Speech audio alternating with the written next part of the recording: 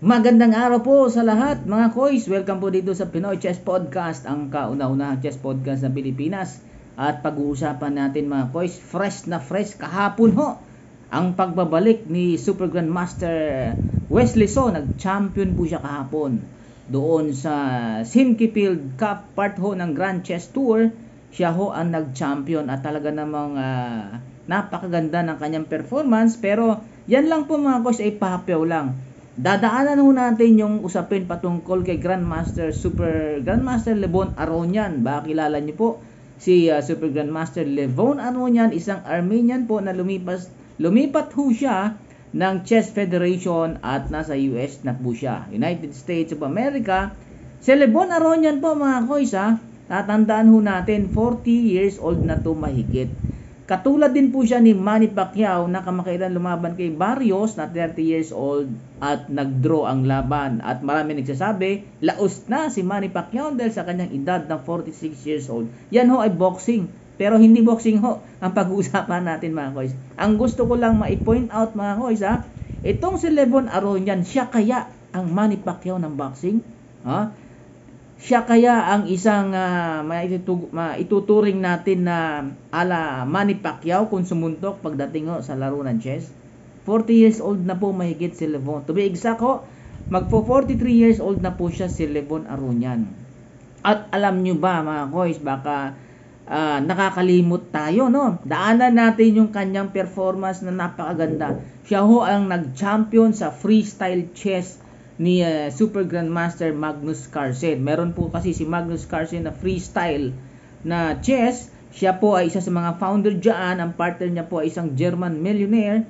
At napakaganda ng kanyang concept. At yan ho ay magiging, sabihin natin, sinusuportahan niya at gusto niyang maging sikat itong freestyle. Yung freestyle chess mo mga koys, yung mga first time lang po nakikinig sa ating Spotify, at first time din nanonood sa ating channel sa YouTube at sa Facebook.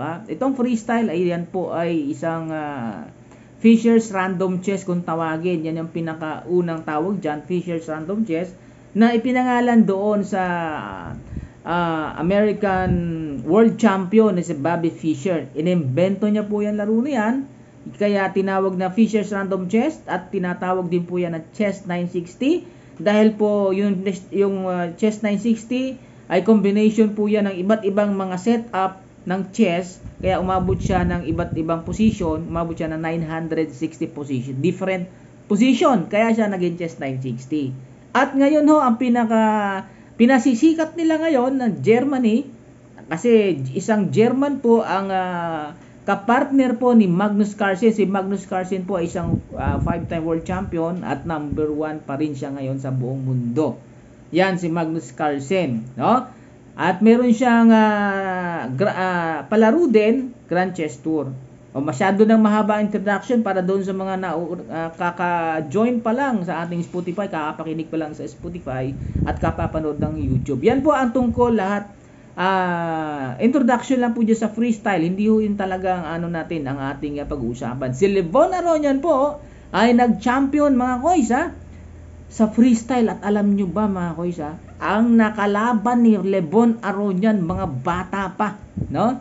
50% po ay mga bata pa, 20s. Kasi ang world champion po natin ngayon, 18 years old pa lang ho, isang Indian, si Super Grandmaster Gukesh.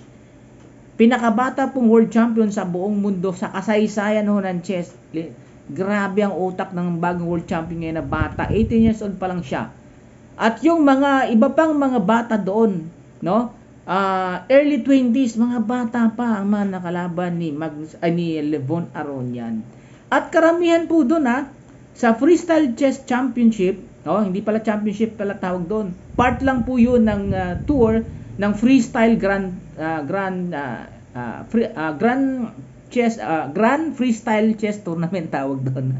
Nahirapan na bubuyoy ako. 'Yan po mga koys, ang nakalaban ni Grandmaster Levon Aronian na dating taga-Armenia, malit na bansa lang po yan, pero maunlad yan, parte yan ng Europe, no? Lumipat siya ngayon sa United States of America. At dagdagan natin ng konting info. Ang napangasawa ho na namatay na ni Levon Aronian ay isang Pinay. Yan, international master. Mahusay na babae din na nakita ko laro noon dati, nasa Pilipinas pa siya. Lumipat sila ng Australia. Hindi ko na alam kung ano nangyari, pero napakasawa siya ni Livon Aronian. Nakapunta na po yan si Livon Aronian dito sa Pilipinas. Si Livon Aronian, mga koys, nag-champion po yan sa World Cup 2 beses. Napakahirap po mag-champion sa World Cup, pero si Livon Aronian 2 times po yan. Okay, balik tayo doon sa accomplishment, achievement ni Livon Aronian. Bakit natin siya pinag-uusapan? Kasi nag-champion siya sa freestyle. Ang mga nakalaban niyo pa doon, halos lahat ng world's top 10 sa chess. Alam niyo ba mga koys, kung ano ibig sabihin ng world top 10? Kahit nga world top 20 ka iba ang composition, iba ang struktura ng utak mo. Ganun ang ibig sabihin mga koys kapag nakapasok ka sa world top 20 sa chess. Ganun ang ibig sabihin yan. Hindi ko na pahabayin yan. Sa ibang usapan na lang po natin ipopodcast yan. Pero si Livon Aronian, nag-champion siya dyan na walang kahirap-hirap. Bakit? Very smooth ang labanan. Okay. Andun yung mga nakalaban niya, world top 10, tinalo niya lahat yon. Paano niya natalo? Walang kahirap-hirap. Bakit po?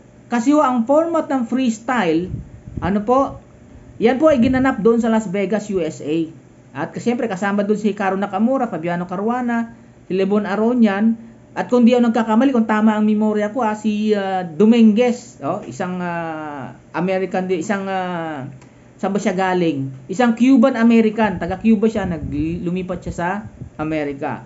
So ang pinupoint out ko lang mga koys, world's top 10 halos na andon sa freestyle. Pero paano tinalo ni Livon? Walang kahirap-hirap. Bakit po? Kasi ang format po ng labanan ng freestyle chess po mga koys, ganito. Sa isang match, kapag tabla kayo, papasok kayo sa second match. Ganun po ang format. So sa first match, maglalaban kayo. Classical, kasi kung di nagkakamali, classical yung winner's bracket, pero pag pumatak ka sa loser's bracket, ay rapid. Si Livon Aronian lahat classical chess. Tandaan natin mga koys, doon sa mga hindi pa masyado familiar sa mga term pagdating sa chess, doon sa mga familiarized na sila, walang problema. Hindi ito para sa inyo mga koys itong sinasabi ko. Para ito doon sa mga baguhan na nakikinig. Okay, itong format na ginamit, kaya ko sinabi mga koys, si Livon Aronian, isang Armenian, tinalo po niya ang karamihang world top 10. Kasama na doon yung current world champion na si Gukesh. Ayun. So, tinalo niya na walang kahirap-hirap. Bakit po? Sa first match pa lang, winalist na lahat ni Livon Aronian. Si Fabiano Caruana, si Caro Nakamura, si Aliricia, ang dami niyang winalist, pati si Magnus Carlsen. Ganon mga koys. Si Magnus Carlsen po, 5-time world champion. At ngayon, siya pa din po ang world top 1, si Magnus Carlsen. Kahit may bagong world champion po na si Gukesh, 18 years old, hindi pa rin siya hubra pagdating kay Magnus Carlsen. Kung bakit, i-research nyo na lang mga koys. Ang haba kasi ng achievement ni world number 1 Magnus Carlsen. Pero anong sinasabi ko dito? Tinalo niya 2 beses ni Livon Aronian ang world top 1 na si Magnus Carlsen. Imagine. Yung sa freestyle niya tinalo. Hindi ko pala nabigyan ng anong ibig sabihin ng freestyle mga koys. Yung freestyle mga koys, yung kinakarambola ang position ng mga opisyalis ng chess. Diba? May rook, may kabayo, may bishop, may king and queen. Kinakarambola yan ng position. Kasi ang standard chess po, diba, ang arrangement, rook, rook, knight, bishop, queen, king, tapos bishop, knight, at saka rook. Ganun ang arrangement. Nag-a-appear yan in 960 position, kung di nagkakamali, pang 564 position yata yan. Yung standard, hindi ako sure, pasensya na mga koys, kung anong number yung position na yan sa standard chess.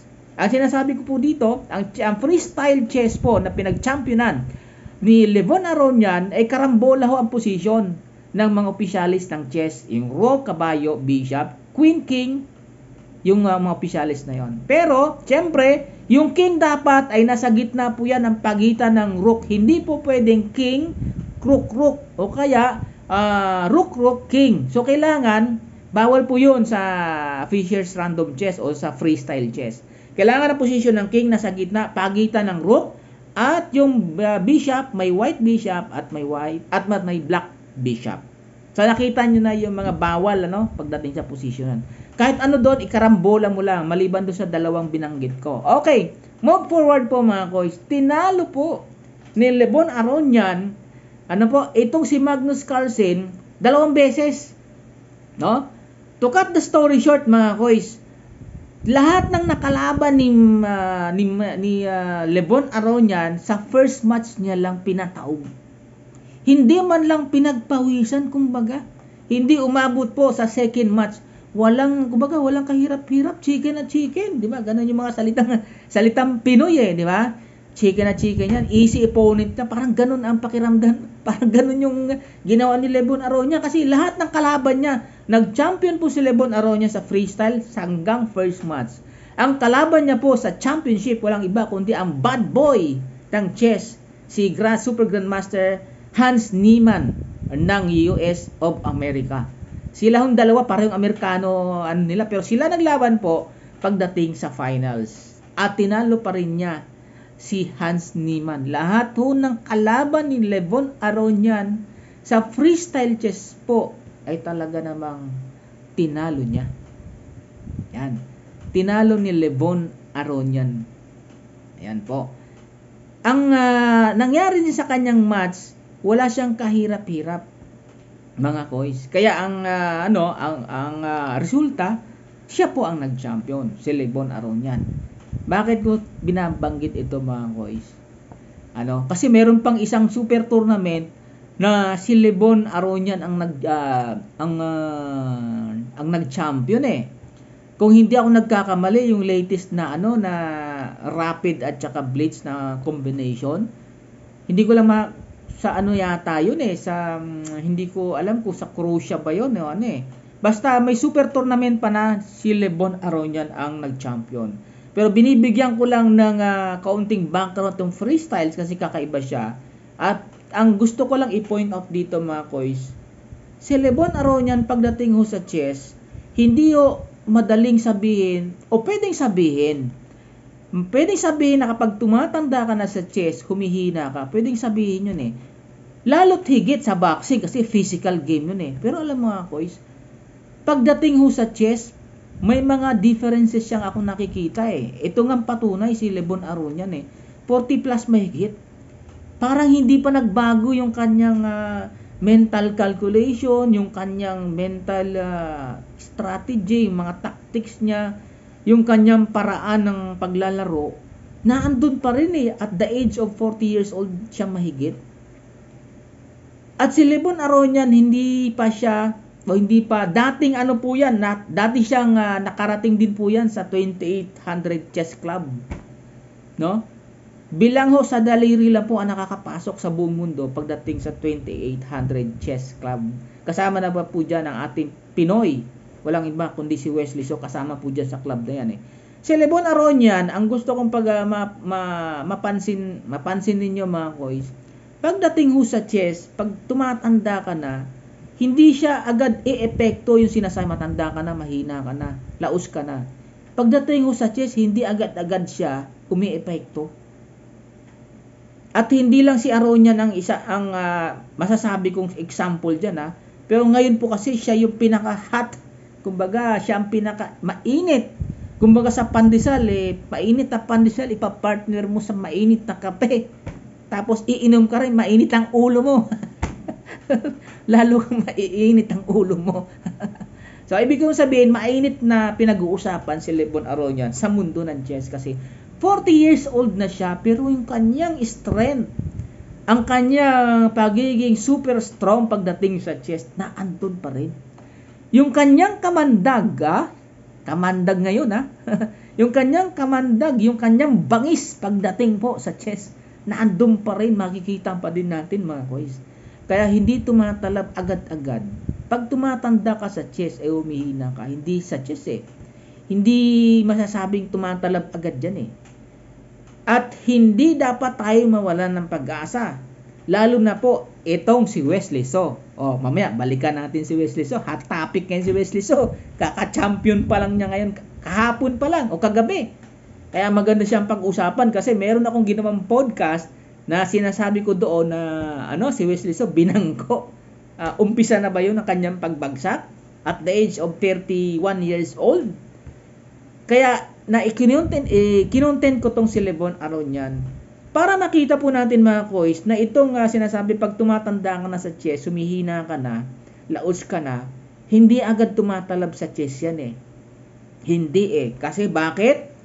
Kasi marami pong nagsasabi si Wesley So ay pahina na, palaos na, kasi tumatanda na. Madaling sabihin yan at madali rin pong gamitin yan sa iba't ibang field of knowledge.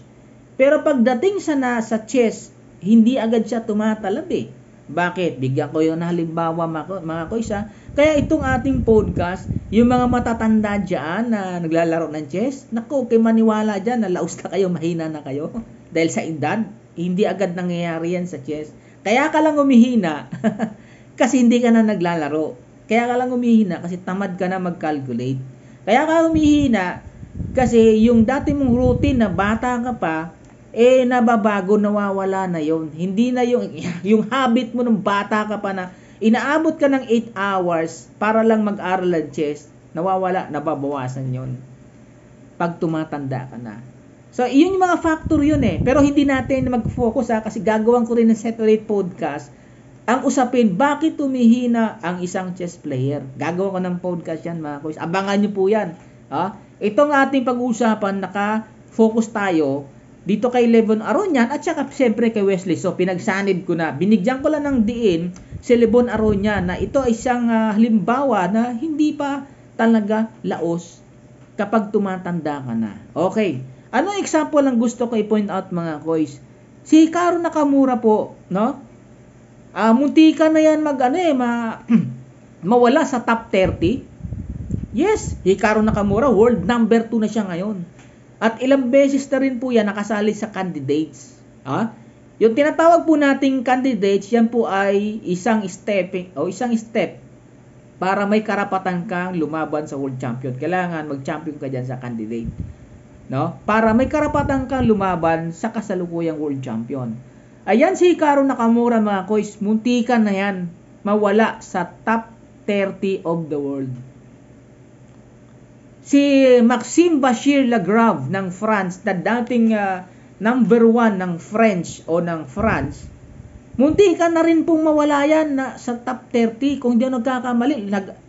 Kung tama, hindi ko na review ang tungkol sa kanya mga kois, sorry pero sigurado ako muntikan na yan mawala sa top 30. Yung dalawang taong yan, si Super Grandmaster ng Amerika Hikaru Nakamura, lumaylay yan nawala yan sa eksena. Ganon din si Maxime Bachir Lagrave ng France. Pero asa na sila ngayon mga kois? Ilang beses silang nadapa pero bumangon sila. Sa kanilang pagbangon, nagiging lalong malakas sila. Yan ho ang nangyari kay Hikaru Nakamura. World top 2 na siya ngayon at malaki ang chance niya na makasali sa candidates by principles of rating. Si Maxime Bachir Lagrave, ganun din. Ilang beses po yan. Si Hikaru Nakamura, sa pagkakasubaybay sa kanya, isang beses lang siya nalaglag doon o pumwesto doon sa malapit na siyang mahulog sa world top 30. Si Maxime Bachir Lagrave, 2 beses na yan mga kois. Lumagpak yan, muntika na mawala sa more or less top 30. 2 beses nangyari yan mga kois, hindi lang isang beses. Pero isa sa pinaka mabangis pagdating sa chess sa buong mundo. Nirerespeto yan si Maxime Bachir Lagrave. Lalo na yung kanyang Sicilian Najor at yung kanyang Gronfield defense. Respetado po yan si Maxime Bachir Lagrave ng France. 2 beses po siya lumagpak pero nakabalik siya. Ngayon, unti-unti wala man siya sa world top 10 pagdating sa classical chess, pero sa rapid at sa blitz na andun yan si Bachir Lagrave. Ano ang kabuuan nito mga kois na pinag-uusapan natin? kinukuha ko po yung mga basic info, yung mga matatandang player. Para suportahan na hindi agad na mali. Sabihin ko ng mali. Bakit po? Maling sabihin na kapag ikaw ay tumatanda, humihina ka o lumalaos ka na pagdating sa chess. Ha? Siguro maraming mag-argue dyan. Pero, separate natin yung usapan na yan. Gagawa ko ng podcast pagdating dyan. Pero, ang sinasample ko ngayon si Levon Aronian. 40 years old mahigit. Isa siya sa mga pinakamatanda na nagpa-perform siya ngayon ng maganda-ganda. Freestyle chess, may isa pang super tournament. Kung di ako nagkakamali sa Croatia, si Levon Aronian din nag-champion. Ha? So, having said all those things, mga koys, no? Hindi ako nawawala ng pag-asa kay Super Grandmaster Wesley So. Na marami nagsasabi, humihina na siya kasi nawala sa World Top 10, humihina na siya kasi tumatanda na siya. Tayo as chess player, lalo na kung tayo hindi pa naman 60 years old. Kahit 50 years old plus ka pa, pwede ka pang mag-world champion. Pwede ka pang mag-champion sa inyong bansa. Pwede ka pang mag-champion kahit sa barangay nyo lang. Ayos, no? Pwede ka mag-champion sa barangay nyo o kaya sa city nyo. Huwag agad nating gagamitin yung edad, hindi. Pagdating sa chess, hindi agad yan umi-epekto. Okay, back to Wesley So. Naramdaman na natin, mga koys, ang pagbabalik ni Wesley So. Kagabi, nasa World Top 7 na siya. Sa Blitz, World Top 4, pasok siya sa Top 5 pagdating sa Blitz. Ang tatrabahoin na lang ni Wesley So, yung kanyang rapid, pagbabalik niya sa rapid, kasi medyo bumagsak talaga ang rating niya sa rapid. Pero madaling pataasin yan. Tinitiyak ko sa inyo yan, magbabalik si Wesley So. Kung siya ay nawala sa top 10, kung siya po ay medyo tawag natin pangit yung kanyang performance, magbabalik yan si Wesley So. At hindi lang si Wesley So, syempre, mga kagaya niya na tumatanda. Kuno, pero mga koys, tandaan natin, pagdating sa laro ng chess, hindi agad-agad umiepekto yung age. Kung meron mga problema, bakit ka humina?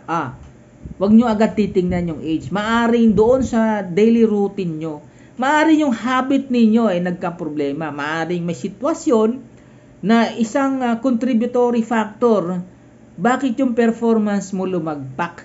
Yan lang po, mga koy. Sana may nakuha po tayo dito sa ating pinag-uusapan dito sa podcast, sa Pinoy Chess Podcast, ang kauna-unang chess podcast sa Pilipinas.